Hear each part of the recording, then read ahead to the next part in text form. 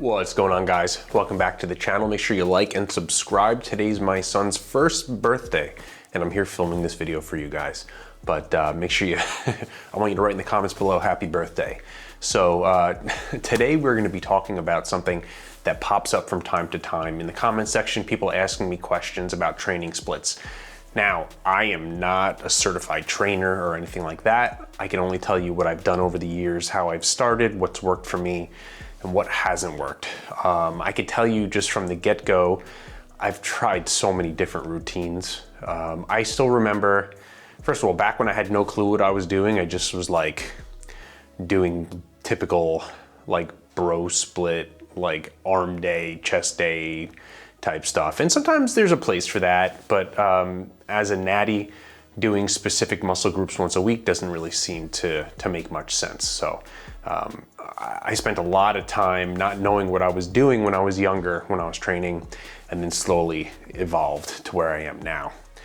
The first like pro training routine, when I say pro, I mean like something that wasn't just something I threw together myself that wasn't working properly. The first routine I ever used was by Mike Matthews in his Beyond Bigger, Leaner, Stronger book, which is really cool. You should check it out. A lot of really good information in there, especially if you want to build like a, I don't know if you want to call it like a power building routine, but it comes with an Excel spreadsheet where you could put in your information and it calculates what you should be doing for the weights. That was the first routine I ever ran. Ran it a couple times. It was probably actually at the time beyond my my abilities. So it got me you know, some good experience, and I've thought about going back to try it out again, but I've sort of moved on from there and I'm really doing some stuff that I'm enjoying. So what do I usually do? Well, in my home gym, obviously it may be a little different than your home gym. I try to do it as close to a bodybuilding routine as possible. I love to do push-pull legs, but the way that I run it generally is pull, push, legs, then I'll take a rest day, then I'll do another pull, and then a push. The reason why I do the pull first is that I like to separate it from my leg day. When there's a day in between, I find that my back doesn't get as fried.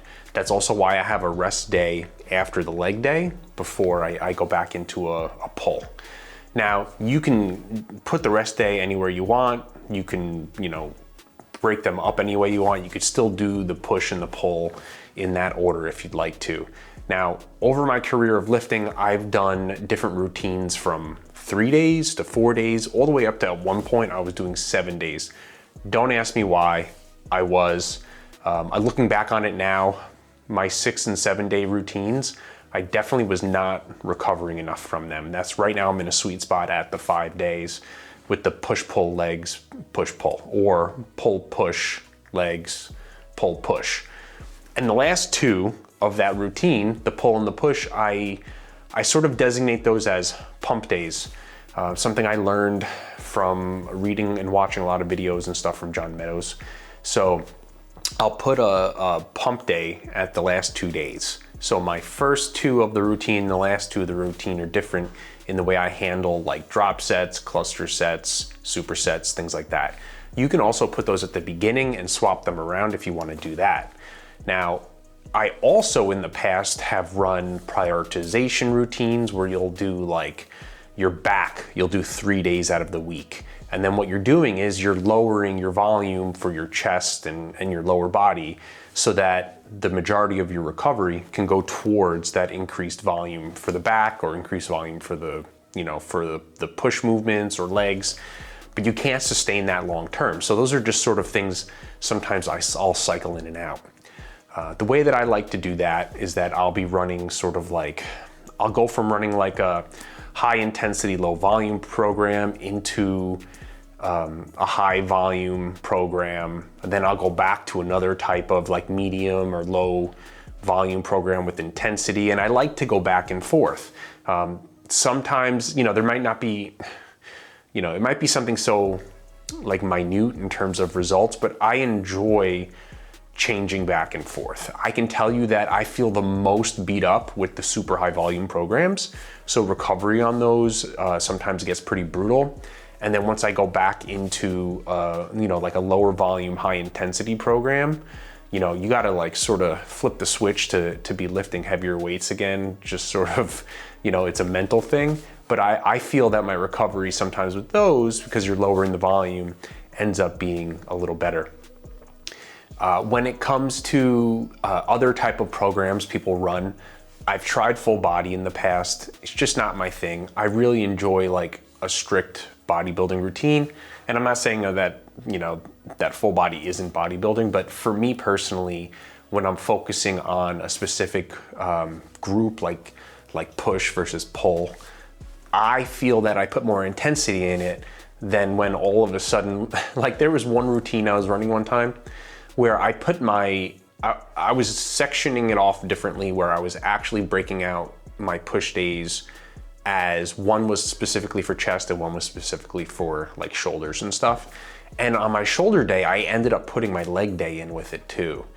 And I can tell you my intensity by the time I got to my legs wasn't there. So I don't typically do that anymore. That was when I was running up, it was like a push-pull legs upper lower type of thing. So that's another way you can do it. You could do a push-pull leg, and then the fourth and the fifth day, you do an upper lower day, which is basically your leg day, but then a combined upper day with push and pull. Some people who like to do full body routines, if you only have like 3 days during the week to lift, full body makes sense. Another way that I've done it is I would do an upper lower and then the third day a full body. That way you should be hitting, you know, certain muscle groups at least twice by doing it that way. Now, in the context of a home gym, this becomes a little more difficult depending on how much equipment you have. It may change the way that you structure your workouts, or it may just, you know, you won't be able to vary as many lifts. So I'm gonna stick to push-pull legs for a really long time. Sometimes when you do like a 6-day split, maybe you wanna break out the arms from like, instead of on your push day doing triceps, instead of on your pull day doing biceps, if you wanna break that into an individual day, you can. I sort of found that when I had it mixed in with the other days and I was giving my arms like a little more recovery in terms of not having a full day just to blast them. Because I always find for me that sometimes I do like just way too much, and then I realize that my body can't recover from the amount of work that I'm doing. And that's one of the biggest things I had to teach myself. Because like I said, I was a diehard 6-day lifter. And then when I started adding in that rest day, granted there's a nutritional factor in here too, when you talk about, you know, getting your diet right, calories, things like that. Because I've talked about in other videos where I just naturally sometimes don't eat the calories I need to grow. It's less of an issue now because I've you know, gotten used to the way that I eat.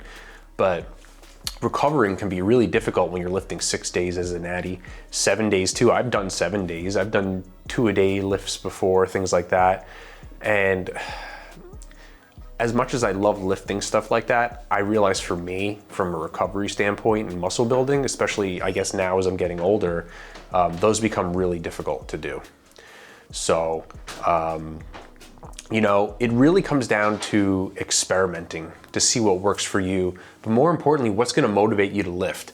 Like, does a push-pull legs really motivate you to lift? Does a full body really motivate you to lift? Maybe you really love just doing a bro split where it's specifically chest, specifically arms, you know, legs.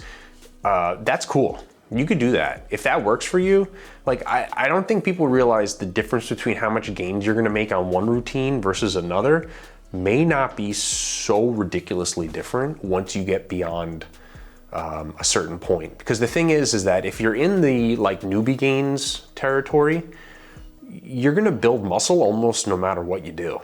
Right? It may take longer time to build a certain amount of muscle, but you're still gonna be building muscle in that newbie gain stage. When you get to a more intermediate or advanced stage, that's where you start getting, you know, where it's more important how your routine is structured. I don't know, I guess I consider myself an intermediate. I wouldn't say that I'm like, you know, that crazy, even though I treat it that way. Being an advanced lifter, I'm not sure if I would classify myself there, but it is what it is. I don't think too highly of myself. So Diet's got to be on point. Get the routine that you really want to do. That's going to push you to want to lift really hard in the gym. And then once you can figure out your intensity, that's really going to be the driving factors here, because you can do like high volume all day long, but if your reps aren't good, if your intensity isn't good, like I used to help some kids when I went to the commercial gym, and there was this one kid, he had so much potential. Again, I'm not a trainer, but you work out with people, and he would be doing a lift, and I could tell he had so many more reps in the tank, and he thought he was done. And one day I was just like, keep going. And he must have cranked out like 10 more reps on something. So you have to realize where your actual point of failure is when you're using like reps in reserve, anything like that. So you really know where your point of failure is, because you may be doing sets of 8, but you could really do 12, right? So those extra couple of reps may be what's stopping you from making any gains. So once you really have an understanding for that, then you can decide, okay, I'm gonna run a low volume, high intensity routine, gonna push myself super close to failure or to failure pretty much on the last rep of a lot of my sets. Then another time you may say, okay, I'm gonna run a high volume routine, I'm gonna lower the weights a little. By the time I get to that 12th rep, I'm gonna be burning. It's gonna be intense, but I'm gonna be doing 4 sets of these, so it's really gonna cook me. You know, those are all different scenarios that are gonna push muscle growth. And then once you start putting in, I love doing cluster sets, supersets, drop sets, you'll start feeling burns that you didn't even know, and pumps like you've never even felt before. So that's why I like to put those in the pump days. You know, so I wanna know how you guys structure your workouts. You can drop comments below, let me know. Let me know what you think about what I'm telling you. I mean, again, like I said, I'm doing pull, push, legs, then I take a rest day, then I do another pull, then a push. Other times when I'm prioritizing muscles, I'll do one specific muscle group 3 times a week while I hit the other ones on the other days. That's another way to do it. And then again, going back and forth between low volume, high intensity, then also factoring different techniques in with high volume, cluster sets, drop sets, supersets. So I don't know if this is helpful for you guys. Let me know what you think. I love talking about this stuff. I love sharing the way that I work out. I'm happy to go more in depth with the way that I work these things out. But I think the most important thing is to get a structure that works for you. Look at yourself in the mirror, track your weight, track your calories if you need to, see if you're just getting fat, see if you're gaining lean mass. You know, you gotta be strict with logging stuff so you're honest with yourself, you know, as to whether you're actually making progress or not. If you guys have any questions, let me know, drop them below. Make sure you like and subscribe. Again, I wanna see happy birthday in the comments for my son, Angelo, on his first birthday. All right, guys, I'll see you in the next one.